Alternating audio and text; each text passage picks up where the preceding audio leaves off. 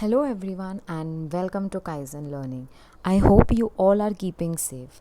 My name is Disha and today we are going to do a detailed analysis of the poem A Little Plant written by Kate Lewis Brown. Before we begin with the poem, let us know something about the speaker. So, born on 8th May 1857, Kate Lewis Brown was a children's educator and author. She is best known for her books like The Plant Baby and its friends, Little People, Alice and Tom, and many other such stories and songs. Before we start reading the poem, let me give you a gist of what the poem is about. Okay, so here the speaker wants to share information with the children of where plants come from and how do they grow. So she wants her young readers to know the process of germination of seed in such a way that children will enjoy. Okay, so thus she explains the role of the sun, the role of the water in the life cycle of plants. So the title itself tells us what the poem is all about. And this is a 3 stanza poem with 4 lines each. And the rhyme scheme of the poem is A B C B. Okay, so it is A B C B. Come, let's read a poem about a little seed that grows into a plant. So I will be reading out the poem stanza wise and then every stanza I will be explaining it to you in detail.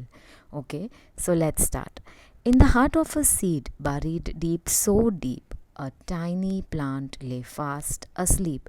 So here in the first stanza, the speaker has used the word heart. Okay, heart means center. So, in the center or the middle part of the seed, which is buried deep in the ground, okay, buried deep, so deep, which means it has been buried very deep under the ground.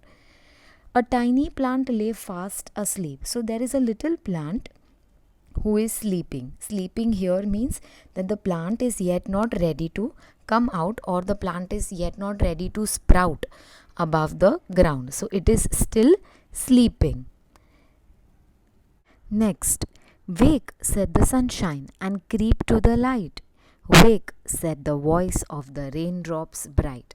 So, here in the second stanza, the speaker is talking about the important elements from the environment that the seed needs in order to grow and to be a plant. Okay, so here it is shown that the sun and raindrops are his friends. Okay, so sun gives sunshine or light and raindrops gives water to the seed which are needed for the seed to grow and to turn into a plant.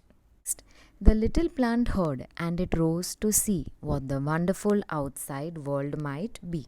So, here in the last stanza, the speaker is saying that the little plant heard, which means now the seed which was buried till now deep under the ground and it was sleeping, it was not ready to come out. Okay, now because it did not receive nutrients, now it has received sunlight, okay, from the sun, and it has received water from the raindrops.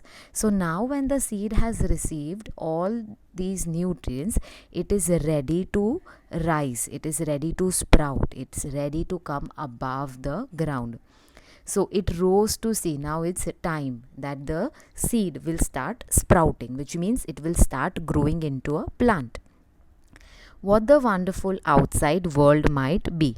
So here the speaker says that now when it has become ready to turn into a plant, once it comes above the ground, once it starts growing, okay, it is going to remain in this beautiful world, okay, with other plants. It is going to remain in this particular environment. So this is what the speaker wants to tell us in the third stanza. So now let us read the entire poem. In the heart of the seed, buried deep, so deep, a tiny plant lay fast asleep. Wake, said the sunshine, and creep to the light. Wake, said the voice of the raindrops bright. The little plant heard, and it rose to see what the wonderful outside world might be. So, this brings us to the end of today's poem. Okay, I hope this detailed explanation of the poem has helped you to understand and learn better. I will see you next time. Till then, stay safe and stay curious.